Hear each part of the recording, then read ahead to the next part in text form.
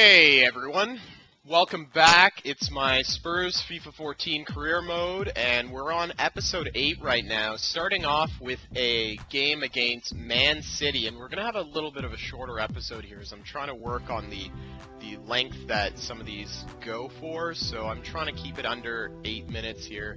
Hopefully that works out better for you guys. Hopefully I'm not moving too quickly. And anyways, back to the match. Sergio Aguero pulls off a second-minute goal, followed by Eden Dzeko, and we really have nothing to counter with, as Gylfi Sigurdsson misses a penalty, which would have put us at 2-1. We still would have lost anyways, and Kyle Walker actually ends up getting thrown out of the match. So not a good show, and it ends our pretty good run of form that we had going there after a victory at Southampton. So that's alright, those sorts of things are going to happen, especially against a club like Man City, but we really would have liked to have gotten a win there, as it would have put us in good position for that Champions League spot that we are searching for. So, we're looking at some of our transfer targets here, and I've really got my eye on Landon Donovan, as I just like the guy in real life. He's quick, and I feel like we need a little bit of depth, considering we've got the FA Cup that we're running deeper into, and we've got Europe coming up here.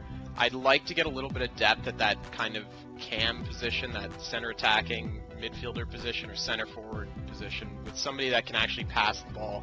Because I really seem to, I think Christian Eriksen is doing quite well at left mid, and we don't really have anybody who has the passing skills to be a good center attacking midfielder, kind of a playmaker up front. So we'll see how that sort of chase goes for Landon Donovan. Clint Dempsey is another one, but I don't think we're going to have enough transfer funds to purchase him. So unfortunately, or to buy him back, I guess, since Clint Dempsey actually left Spurs recently. We may not even be able to, because of the rules in FIFA 14 where you can't go and reacquire a player. But anyways, we'll see how it proceeds, but hopefully we get one of those guys anyways, because we definitely need a little bit of help here, and injury concerns have me, injury problems have me worried. So, you guys have probably seen on screen here, we're in the FA Cup. I think it's round 3, and we're up against Hull City, another team I have a lot of respect for. They're rolling with a 5-3-2.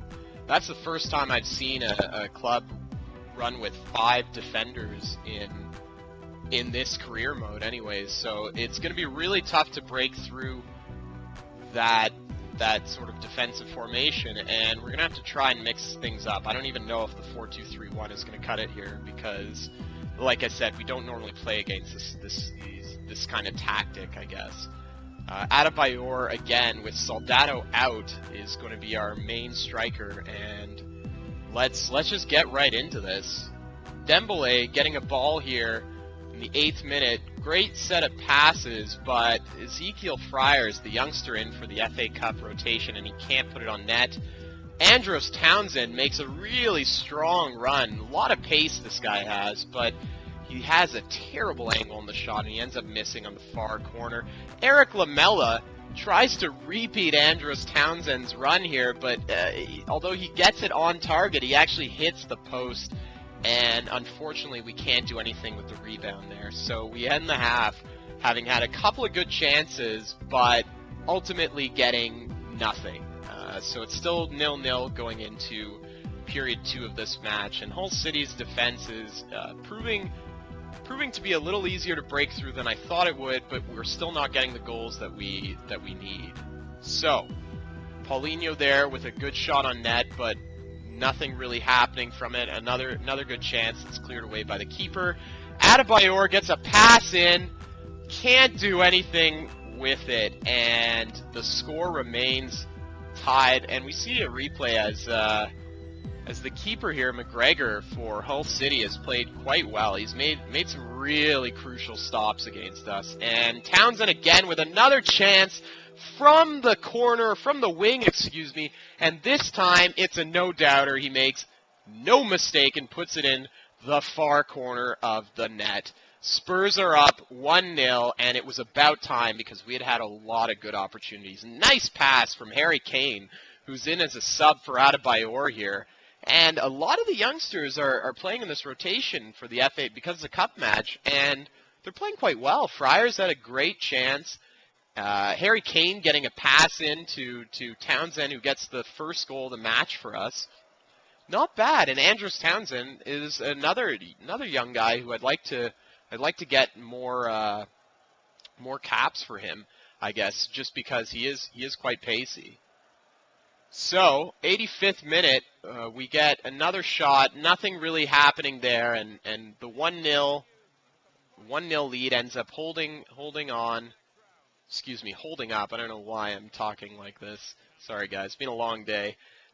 We hold on to the 1-0 lead anyways, if we're speaking English here, on an Andros Townsend goal. And looks like we'll move ahead in the FA Cup. So that's good news. After a pretty early exit, if all of you can recall, or anybody can recall, we had a pretty early exit in the Capital One Cup to Wigan, which was disastrous. So it's nice to see that we're able to move forward in this FA Cup. And look at this, not one shot on target for Hull City. We had 6 and 11 total shots while almost splitting possession evenly. We really should have had more goals here, but we'll take the victory. Andros Townsend, deservedly so, gets man of the match.